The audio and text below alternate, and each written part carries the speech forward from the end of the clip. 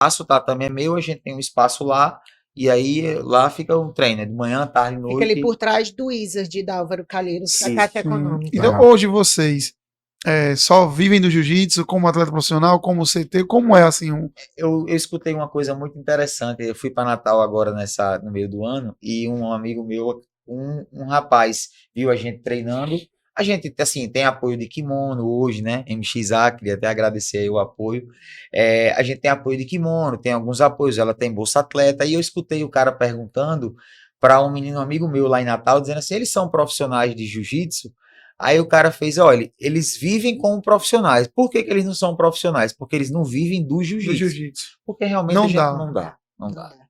A gente já passou muito Tipo, a gente tem uma loja de roupa, são empreendedores também. E vive do esporte porque ama o esporte mesmo. Nós viemos morar em Natal para trabalhar, nada a ver com esporte. Eita, para Maceió, nós éramos de Natal e toda a vida eu troco.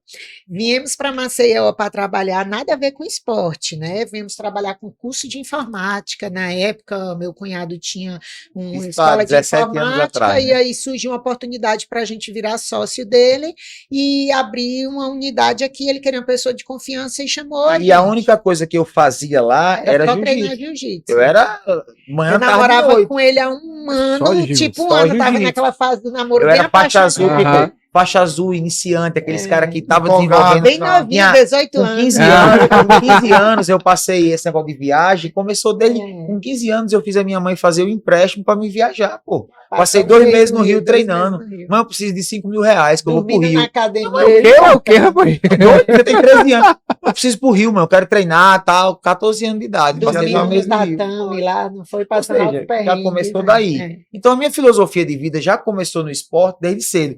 E assim, quando a gente veio pra cá, eu vim pensando em trabalhar, claro, mas eu sempre quis ter uma base para um dia poder fazer o que eu sempre amei. Aí, realmente, quando surgiu essa oportunidade, a gente estava no auge do namoro, assim, meu Deus do céu, e agora? Eu vou me embora para Maceió, vai acabar meu namoro, né? Porque menino novinho, vive com a mãe, só treinando jiu-jitsu, não vai abandonar as coisas para ir embora. Já com 18 anos ali, já começando a chegar a roubada dessa. Aí eu liguei para ele, eu disse, amor, é o seguinte, apareceu uma proposta, eu já trabalhava com esse meu cunhado, ele tá precisando de uma pessoa para ser sócia dele em Maceió e eu vou me embora, eu preciso sair da casa dele, eu vim do Ceará para estudar, em Natal morava com a minha irmã, com ele, trabalhava para eles e eu queria mudar de vida também. Acho que essa sociedade ele queria mais se livrar também, de mim, eu dava dor de cabeça, eu dava dor de cabeça. Eu não aguento mais, eu cunhado da minha casa, não. Aí eu liguei para ele, porque meu cunhado é assim, ele diz uma coisa, ó, tu tem isso aqui, tu tem que me descer até amanhã e vai-se embora, não tem tempo de se planejar. Deu tempo nem de se despedir de ninguém, não. Aí eu liguei para ele, amor, vou surgir uma proposta para mim embora para Maceió, assim, já pensando, vai terminar, tchau mesmo. Ele vai dizer assim, quando é que nós vamos? Já tô vendo. Embora. Eu disse, eu não acredito. Ele achou, vamos. Foi aí já virou um casamento, né? Foi. O namoro já migrou. Foi isso, veio, na morou realidade, um ano aqui, nesse namoro lá já tava muito intenso. Tá, Vera, a gente porque, tipo assim, a gente se conheceu e a Flávia já ficou muito dormindo na minha casa. Como ela morava na casa da irmã, praticamente ela morava na casa de, assim, não era na casa dela. Na verdade, ela pediu você em casamento, né, Alessandra? Ele que me botava pra ir pra casa dele todo dia. Ele pediu em casamento. Ela pediu você em casamento. Parabéns. Casou muito cedo, assim, já casou lá. Uma mulher de atitude. Não, mas quando é pra acontecer, realmente, com um mês, a gente era muito grudado. Minha irmã brigava muito comigo. Mas a gente... sabia que era. E é tanto que tá até hoje na mesma, né? Assim, só fez e criando experiência e evoluindo. Aí realmente trabalhamos, ganhamos até um dinheirinho bom na época. Informática bombava 18 anos atrás, era bom, né? Era até um nicho, né? Era um nicho, telefonezinho. Aí começou. Aí eu já comecei ele no jiu-jitsu já mais focado, depois quem já estava mais estabilizado. A informática foi caindo, e aí a gente começou cada vez mais gostando de esporte, odiando trabalhar com aquilo, e aquilo já não dava mais dinheiro, a gente falido, literalmente. Nosso curso de informática, a gente era dono, divulgador, era tudo. Então a gente chegava 7 horas da manhã, escola estadual. Eu ia pro Jacintinho, 10 escolas estadual, eu e ela. E o Gil nessa hora? Tava onde? 5 horas da tarde, tinha um horário que eu ia dar aula. Tipo, na G1. As escolas terminavam de 5 horas para ter aula de novo, 7 horas da noite, ele corria. Diga aí. Loucura. E a gente aí o Gil começou justamente ser aquela segunda parte da história. Aí ele já começou lá na G1 a dar aula umas 2 vezes na semana. No treino da horário. equipe, que era no treino que era os marrom e preto, eu era faixa marrom, comecei a dar aula nesse horário.